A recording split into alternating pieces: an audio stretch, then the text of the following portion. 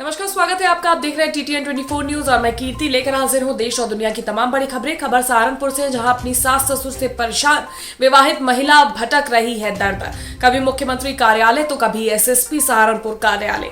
महिला थाना पर नहीं मिल रहा न्याय। आप बता दें, आज फिर से SSP सहारनपुर कार्यालय पत्रकारों से बात करते हुए कहा कि गुलिस्ता निवासी ग्राम धतौली राघड़ थाना कोतवाली देहात की रहने वाली पिछड़ी जाति से मुस्लिम महिला, जिसकी शादी मुस्लिम रीति रिवाज के अनुसार सरफराज निवासी ग्राम घोगरेकी थाना देहात के साथ हुई थी। शादी के लगभग 1-1.5 वर्ष बाद ही ससुराल पक्ष द्वारा अनाथ व तन्हा मानते हुए तंग व परेशान किया जाने लगा, जबकि उनके पास लगभग 1 वर्ष का बच्चा भी है जो अक्सर बीमार रहता है। बच्चे को लेकर मैं अपने मायके से गुजर बसर कर रही हूँ तथा न्याय के लिए गुहार लगा रही हूँ, किंतु आज तक मेरे ससुराल वालों के विरुद्ध कोई कार्रवाई नहीं हुई। जबकि मामले का संज्ञान साधन के निर्देश पर पुलिस अधीक्षक द्वितीय सहारनपुर एवं महिला थाना सहारनपुर द्वारा भी संज्ञान लिया जा रहा है, जिसके बुलाने पर भी मेरे ससुराल से कोई भी हाजिर नहीं हुआ है। जबकि मेरे मायके में आकर पुलिस कार्रवाई बंद कराने का दबाव बना रही है।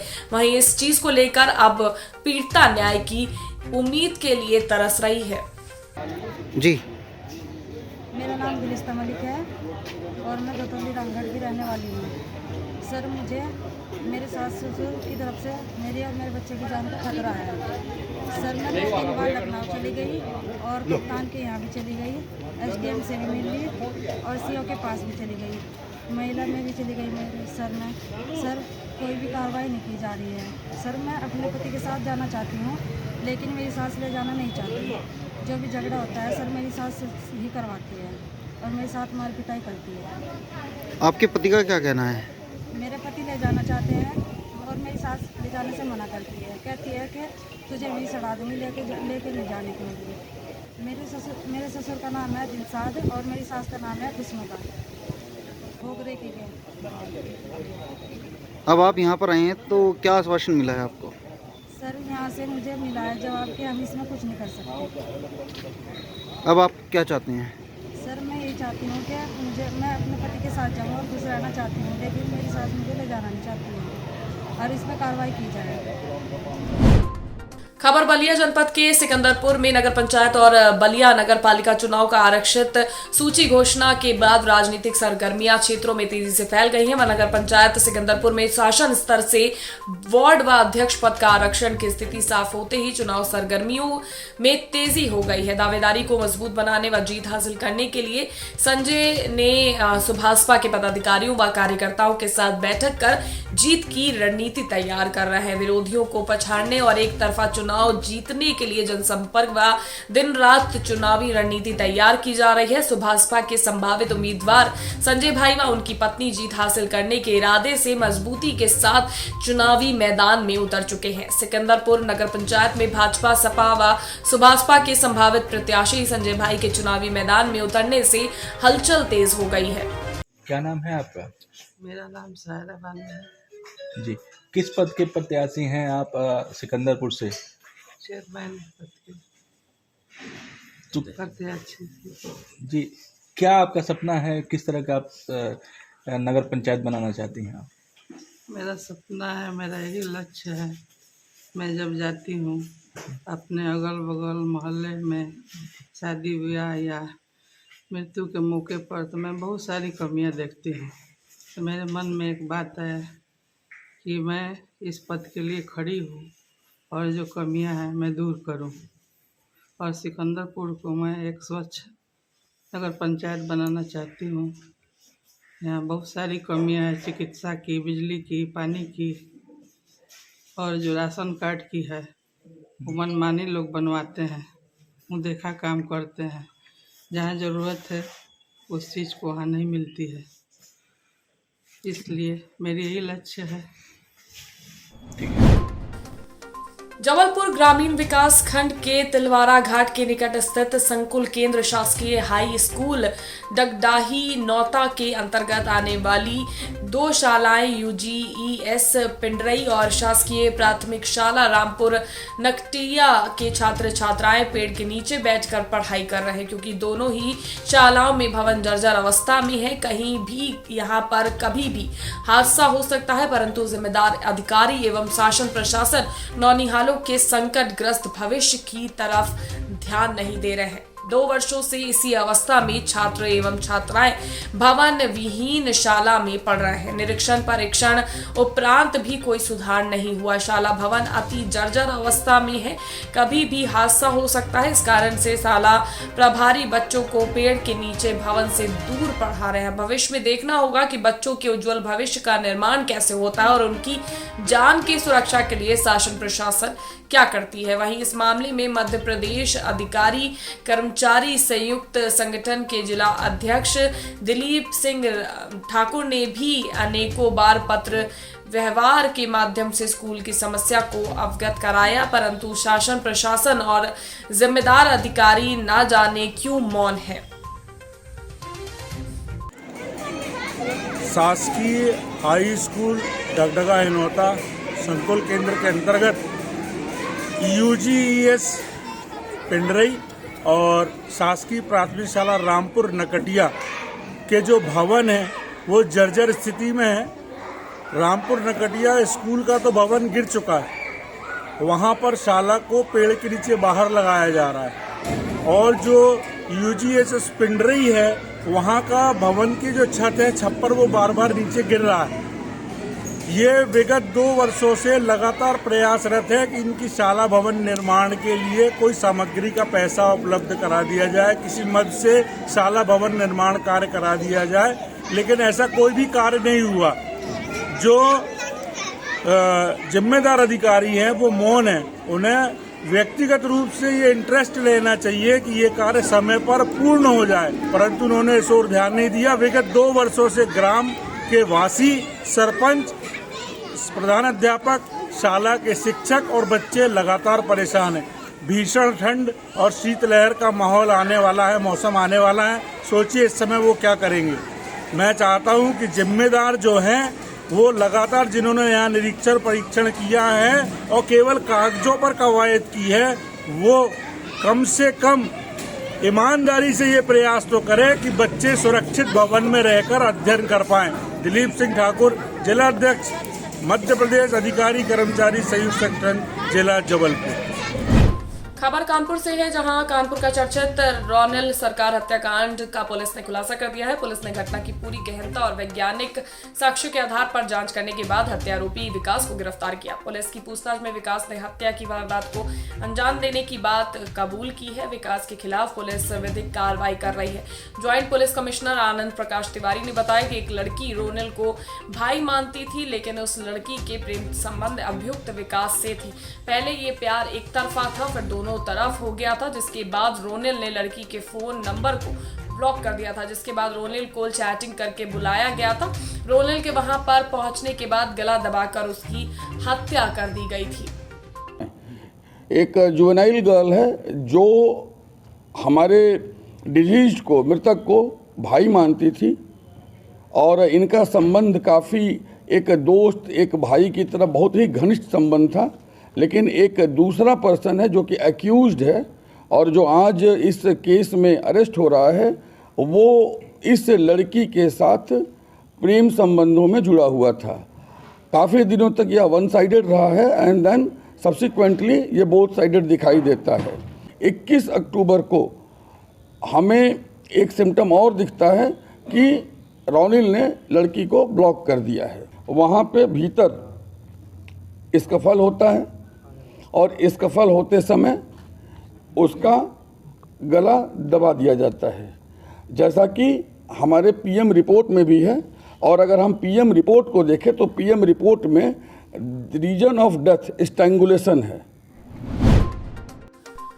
खबर कुशीनगर से है, जहां पुलिस अधीक्षक कुशीनगर धवल जायसवाल के निर्देश व अपर पुलिस अधीक्षक रितेश कुमार सिंह के पर्यवेक्षण व क्षेत्राधिकारी कसिया कुंदन सिंह के नेतृत्व में अवैध शराब की बिक्री परिवहन के विरुद्ध चलाए जा रहे अभियान के क्रम में 7/12/2022 को गोपालगढ़ तिराहा के पास से थाना कसिया पुलिस की टीम द्वारा बुलेरो नंबर BR04N5141 से ले जाई जा रही कुल 22 पेटी अंग्रेजी शराब 8 PM कुल 1056 पाउच प्रत्येक 180 ml और व स्कॉर्पियो नंबर की गाड़ी से ले जाई जा रही 7 पेटी शराब ऑफिसर्स चॉइस 6 पेटी अंग्रेजी शराब 8 PM कुल 13 पेटी कुल 624 पाउच प्रत्येक 180 ml को वाहन सहित कुल कीमत लगभग 15 लाख रुपए की बरामद कर मौके से 4 अभियुक्तों, एक मासूम रजा पुत्र इश्तिकार अहमद, राकेश राय, आपको बता दें संतोष राय, साथ ही साथ राजू राय को गिरफ्तार किया है। गोपालगंज सर्रा वार्ड नंबर 2 थाना व जिला गोपालगंज बिहार को गिरफ्तार किया है। बरामदगी व गिरफ्तारी के आधार पर थाना स्थानीय पर मुकदमा धारा 60-63-72 आबकारी अधिकृत पंजीकृत कर अग्रिम विधिक कार्रवाई की जा रही है। शाम को जैसा कि आप लोग जान रहे जनपद में पुलिस अधीक्षक महोदय और अपर पुलिस अधीक्षक महोदय के निर्देशन में अपराधियों के खिलाफ जो कार्रवाई हो रही है, उसी के क्रम में कल शाम को कसिया पुलिस ने गोपालगढ़ तिराहे से मुखबिर सूचना के आधार पर 2 गाड़ियां रोकी थी, 2 गाड़ियां पकड़ी थी, एक स्कॉर्पियो और एक बोलेरो। सूचना थी कि इसमें से कुछ अवैध शराब लेकर के ये लोग बिहार लेकर के जा रहे हैं। जब इनको रोक इनसे पूछताछ की गई तो इन्होंने कोई वैध इनके पास नहीं थे और जांच के क्रम में इनके गाड़ियों से 35 पेटी जो है सो शराब बरामद हुई है। 4 लोग गिरफ्तार हुए हैं और इसमें गिरफ्तारी के बाद इसमें आगे विधिक कार्रवाई की जा रही है। लगातार इस तरह के प्रकरण सामने आ रहे हैं, इसके लिए आप क्या कुछ कर रहे हैं? इसके लिए हम लोगों ने जो सूचना के आधार पर जहाँ पे भी ऐसी सूचना मिलती है हम लोग उस पर त्वरित कार्रवाई करते हैं और इसके अलावा भी जो पुलिस की टीमें बना करके जो गश्त और पेट्रोलिंग करती है उसमें इन सब चीज़ों को हम लोग नजर रखते हुए उस हिसाब से जहाँ भी सूचना होती है छापेमारी की जाती है, चेकिंग वगैरह की जाती है। खबर अलीगढ़ से है। उत्तर प्रदेश सरकार के द्वारा बेटी पढ़ाओ बेटी बचाओ के नारे अंतर्गत स्कूल कॉलेजों में बहुत ही सुविधाएं दी गई हैं। प्रदेश सरकार के द्वारा बच्चों को मोबाइल एवं टैबलेट भी बांटे गए जिसके माध्यम से बच्चे अपनी पढ़ाई कर सके, लेकिन कुछ स्कूलों में बच्चों के नाम से टैबलेट और मोबाइल के फॉर्म भरकर स्कूल संचालक बच्चों को गुमराह कर टैबलेट एवं मोबाइल को बच्चों को देने के बाद बच्चों से ही छीन लेते हैं। दरअसल मामला आपको बता दें अलीगढ़ के चंपा अग्रवाल कन्या पाठशाला का हम बता रहे हैं, जहां एक 9वीं की छात्रा को सरकार के द्वारा बांटे गए टैबलेट का फॉर्म भरवाया गया था, जिसके तहत छात्राओं को कॉलेज की ओर से टैबलेट भी दिया गया। जब छात्रा टैबलेट लेकर अपने घर की ओर जा रही थी कि पीछे से कॉलेज कैंटीन संचालक ने छात्रा को रोककर टैबलेट देने की बात कही। कैंटीन संचालक ने कहा कि ये टैबलेट तुम्हारे पास गलती से आ गया है, ये तुम्हारा नहीं है। जब छात्रा ने टैबलेट देने से मना किया तो कैंटीन संचालक ने स्कूल की प्रधानाचार्य को फोन से बताया कि ये छात्र टैबलेट नहीं दे रही है। कॉलेज के प्रधानाचार्य ने कैंटीन संचालक से छात्रा को वहीं रोकने की बात कहते हुए खुद वहां पहुंच गए और छात्रा को दिलासा देते हुए टैबलेट छीन लिया। छात्रा से कहा गया कि ये तुम्हारा टैबलेट नहीं है, तुम्हारा टैबलेट दूसरा है, वो तुम्हें अलग दिन मिल जाएगा। जब अगले दिन छात्रा कॉलेज पहुंचकर अपना टैबलेट मांगने लगी तो स्कूल के प्रधानाचार्य ने साफ तौर पर मना कर दिया कि तुम्हारा कोई टैबलेट नहीं है, वो तुम्हारे पास गलती से पहुंच गया था। अब आप देख सकते हैं कि किस तरह से भ्रष्ट ये लोगों के हकों पर भी अब मारने पर उतारू हो गए हैं। शिक्षा के क्षेत्र मंदिर कहे जाने को होने के बावजूद भी किस तरह से धांधली की जा रही है, आप साफ तौर पर देख सकते हैं। इस बात की शिकायत वरिष्ठ पुलिस अधीक्षक से की है परिजनों ने। छात्रा को गुमराह कर सरकार के द्वारा दिए गए टैबलेट को वापस न करने की बात अलीगढ़ वरिष्ठ पुलिस अधीक्षक से की है। अच्छा, कौन से विद्यालय से हैं आप? जो चंपा अग्रवाल कॉलेज। नाम क्या है आपका? अंजलि। अच्छा, क्या शिकायत है आपकी? क्या शिकायत लेके? मतलब कि हमको टैबलेट मिला था और जैसे कि रोड के पास से गली गई थी, उसमें लेके भैया, मतलब कि भैया ने तो रोड पे ही मांगा था, जो कैंटीन वाले भैया थे उन्होंने तो रोड पे ही से कहा था कि हमको ये टैबलेट दे दो। हम तुम्हें फिर घर के लिए बैठा देंगे। हमने उनको नहीं दिया। फिर उन्होंने प्रिंसिपल से बात किया, फिर उसको रास्ते पे लेके और प्रिंसिपल आई है 5-10 मिनट बाद, फिर उन्होंने ले लिया है। अच्छा, प्रिंसिपल ने आपसे टैबलेट ले लिया? हाँ। क्या बोला था उन्होंने? यूँ कहा था कि हमने कहा था कि हम अपने पापा को कॉल कर लें। उन्होंने कहा कि नहीं, उनसे क्या पूछोगी, हमने तुम्हारा फॉर्म हमने भरा है। और मैंने कि फिर भी मैम हम एक और कॉल कर लें कि नहीं, अभी तो हम कल देंगे स्कूल। टैबलेट देने के लिए कल के लिए बोला है या फिर मना कर रही हैं? अब सोमवार को गए थे, सोमवार को, तो अब मना कर रही हैं। क्या कह रही हैं अब?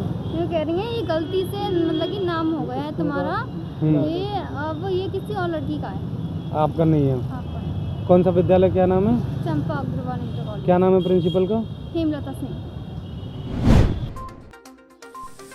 खबर झारखंड के पिपरवार से आ रही है, जहां पिपरवार कोयल लॉन्च क्षेत्र के पिपरवार वर्कशॉप और सीएससी सीपीपी परियोजना में संयुक्त मोर्चा यूनियन प्रतिनिधियों द्वारा गेट मीटिंग का आयोजन बृहस्पतिवार को किया गया। इस गेट मीटिंग का अध्यक्षता पिपरवार वर्कशॉप में आपको बता दें C2 के क्षेत्रीय सचिव इस्लाम अंसारी एवं संचालन विजेंद्र सिंह एवं CHP CPP परियोजना में जनता मजदूर संघ के क्षेत्रीय सचिव रविंद्रनाथ सिंह एवं संचालन एटक के कामेश्वर राम ने किया। गेट मीटिंग के दौरान यूनियन प्रतिनिधियों ने कोयला कामगारों के 11वां वेतन समझौते में कोल इंडिया प्रबंधन और एवं केंद्र सरकार की तालमटोल की नीति से नाराज केंद्रीय नेतृत्व के आह्वान पर 9 दिसंबर को पिपरवार महाप्रबंधक कार्यालय के समक्ष आयोजित विरोध प्रदर्शन, अधिक से अधिक कोयला कामगारों को रहने की अपील की गई। साथ ही सरकार और कोल इंडिया प्रबंधन के खिलाफ इस गेट मीटिंग में जमकर नारे लगाए गए। इस गेट मीटिंग को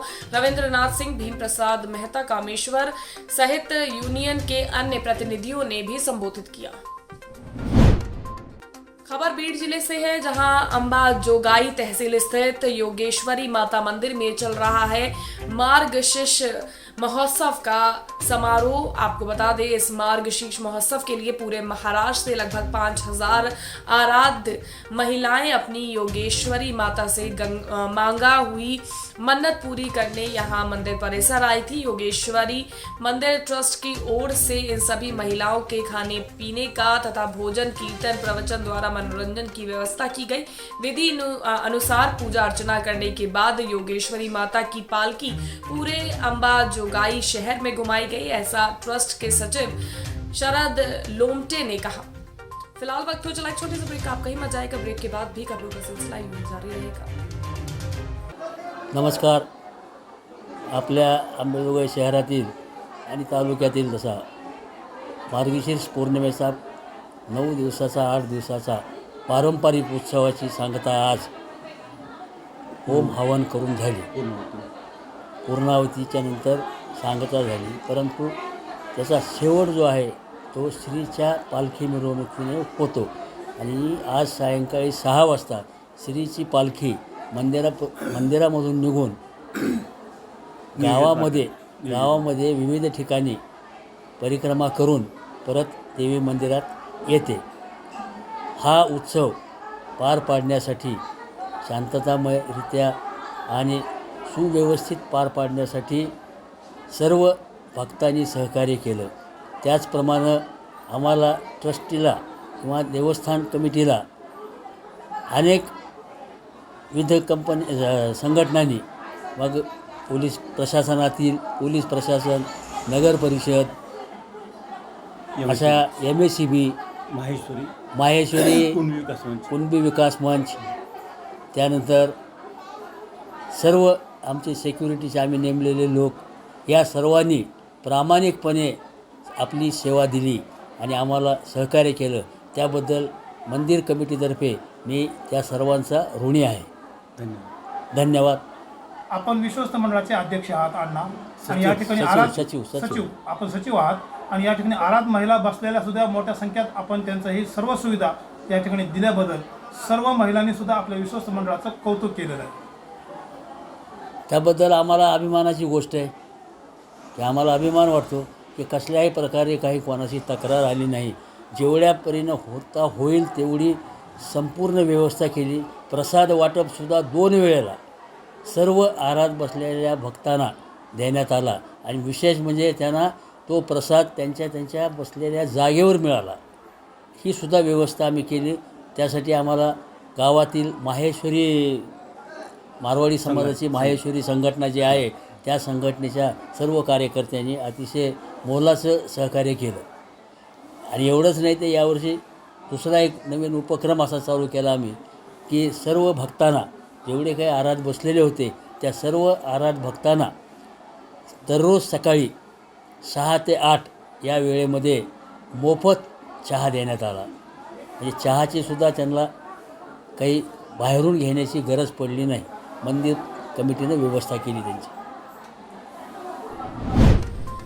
खबर बोकारो झारखंड से है, जहां एक तरफ फिर से शुरू हो रही पूरे भारत में राहुल गांधी के नेतृत्व में भारत जोड़ो यात्रा का जोर शोर से अभियान चलाया जा रहा है, तो वहीं आज बोकारो जिला के नए जिला अध्यक्ष उमेश गुप्ता के नेतृत्व में बोकारो बिरसा मुंडा चौक से लेकर चास सुभाष चौक तक रैली निकाली गई। वहीं दिल्ली में प्रदेश अध्यक्ष राकेश ठाकुर साथ और कई बड़े नेता भी मौजूद थे। वहीं अध्यक्ष ने कहा कि भारत जोड़ो यात्रा 7 सितंबर 2022 को कन्याकुमारी से शुरू हुई। ये 3570 किलोमीटर लंबी 150 दिवसीय नॉन स्टॉप पद यात्रा है जो देश भर के 12 राज्यों और 2 केंद्र शासित प्रदेश को कवर करेगी। वहीं आज बोकारो में भी भारत जोड़ो यात्रा निकलने का मुझे सौभाग्य मिला है। वहीं उन्होंने कहा कि आज भारतीय जनता पार्टी द्वारा जिस तरह पूरे भारत में लूट घसोट का धंधा बनाए हुए हैं उसे देखकर ऐसा लग रहा है कि भारत में अब राहुल गांधी को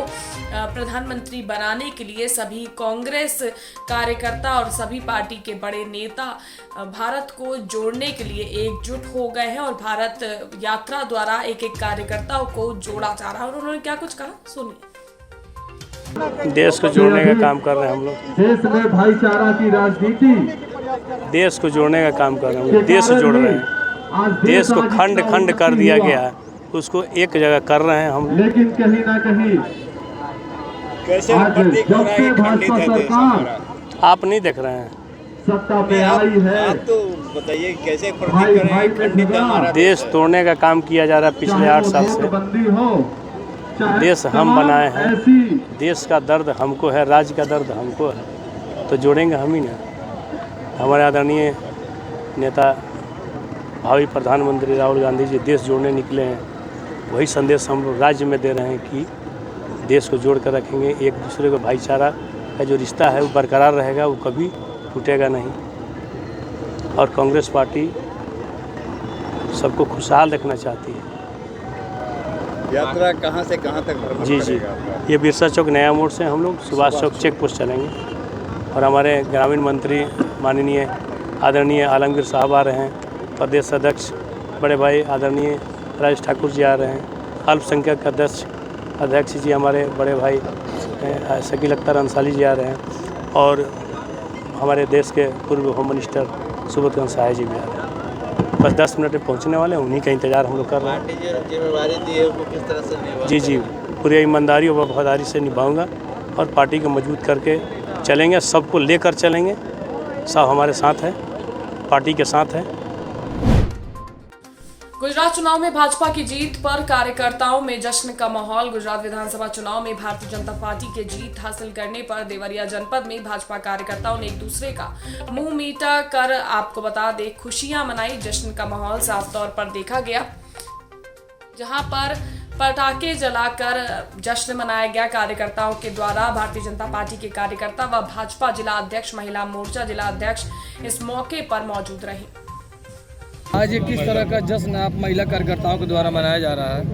गुजरात चुनाव जो है हुआ है, हमारा प्रचंड विजय प्राप्त हुआ है। ये 7वीं बार वहाँ पे विजय प्राप्त हुआ है, उसी को हम लोग एक उत्सव की तरह यहाँ पर मना रहे हैं और हम सभी बहुत खुश हैं कि गुजरात का जो चुनाव हमारी भी बहनें वहाँ पे गई थी, उन्होंने भी बहुत मेहनत की और उत्तर प्रदेश से भी काफ़ी लोग गए और उसी के उपलक्ष्य में हम लोग बहुत ही उत्साहित हैं कि गुजरात का जो हमें परिणाम मिला है उसी को देखते हुए हम चाहेंगे अभी हमारा जो नगर निकाय वाला चुनाव है वो भी इसी प्रकार चुनाव इसी तरह इसी उत्साह के साथ पूरे उत्तर प्रदेश में हमारी भारतीय जनता। नगर निकाय चुनाव में क्या लगता है, किससे लड़ाई रहेगी? किसी विपक्ष की पार्टी से लड़ाई रहेगी भारतीय जनता पार्टी की? देखो पक्ष की पार्टियां तो सभी जगह हैं और हमारी पार्टी ने जितने कार्य किए हैं तो हर जगह हमारी पार्टी ही सराहनीय रही है और रहेगी। भाई गुजरात में भारतीय जनता पार्टी ने ऐतिहासिक सफलता प्राप्त किया है। 7वीं बार सरकार बनने जा रही है, अपने आप में ये एक कीर्तिमान है और गुजरात की जनता के प्रति धन्यवाद देने और मोदी जी के जलवे को सलाम करने के लिए आज यह जश्न गुजरात विजय पर मनाया गया। उत्तर प्रदेश में भी उपचुनाव की सीटों की मतगणना चल रही है, उसमें क्या अभी मैंने क्या स्थिति है मैंने देखा नहीं है। हिमाचल प्रदेश में क्या स्थिति है भारतीय जनता पार्टी? हिमाचल प्रदेश में ऊपर नीचे की स्थिति है। लगता है वहाँ पर जो पुरानी परंपरा है कि एक बार एक दल को दूसरी बार दूसरे दल को लग रहा है। हालांकि अभी 9 सीटें ऐसी थीं जहाँ बहुत ही कम मार्जिन से ऊपर नीचे हो रहा था। लोकतंत्र है, वहाँ के भी निर्णय को हम स्वीकार करेंगे।